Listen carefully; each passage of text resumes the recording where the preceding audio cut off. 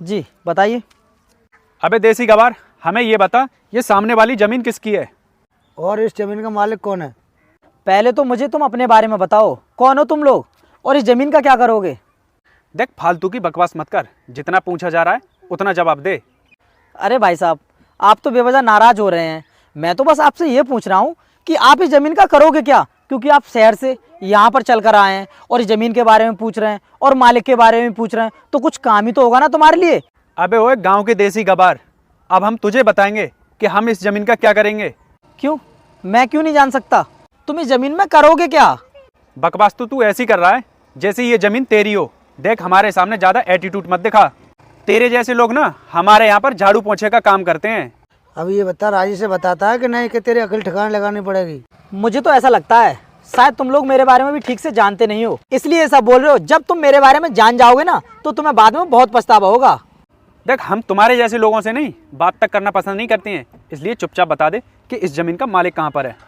देखने में तो ऐसा लग रहा है कितने दिनों से नहाया नहीं होगा। देखिए भाई साहब, आप ना अपनी लिमिट क्रॉस कर रहे हैं।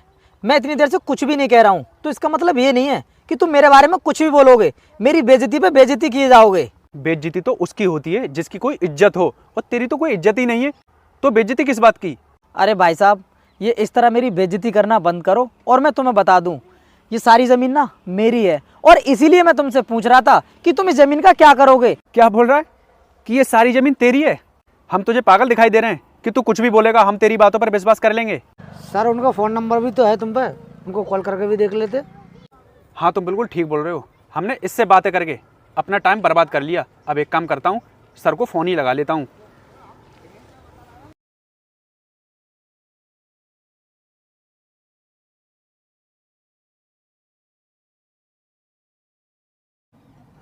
अरे, ये नंबर तो इन्हीं का है। अरे सर, क्या आपका नाम ही वीर है? हाँ, मेरा ही नाम वीर है और मैं तुम दोनों को इतनी देर से समझाने की कोशिश कर रहा हूँ कि ये सारी ज़मीन मेरी है। तुम सिर्फ मुझे ये बता दो कि इस ज़मीन का करोगे क्या और इसके मालिक से क्यों मिलना चाहते हो। लेकिन तुम लोग तो कुछ बताने के लिए तैयार ही नहीं हो। तुम्हें तो मेरी बेइज्जती करने से ही फुर्सत नहीं है।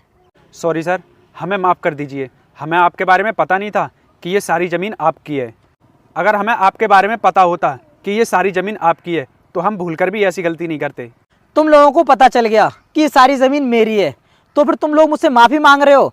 अगर मेरी जगह पर यहाँ कोई और होता तो तुम उसकी भी बेइज्जती करते। मैं तुम्हें बता दूं, जिस डील के रिगार्डिंग तुम लोग मुझसे बात करने के लिए आए हो ना, अब वो डील मैं तुम्हारे साथ नहीं करूँगा। इसलिए तुम चुपचाप यहाँ से चले जाओ, उसी में तुम दोनों की भलाई है। सर, मानते हैं कि हमसे बहुत बड़ी गलती हुई है,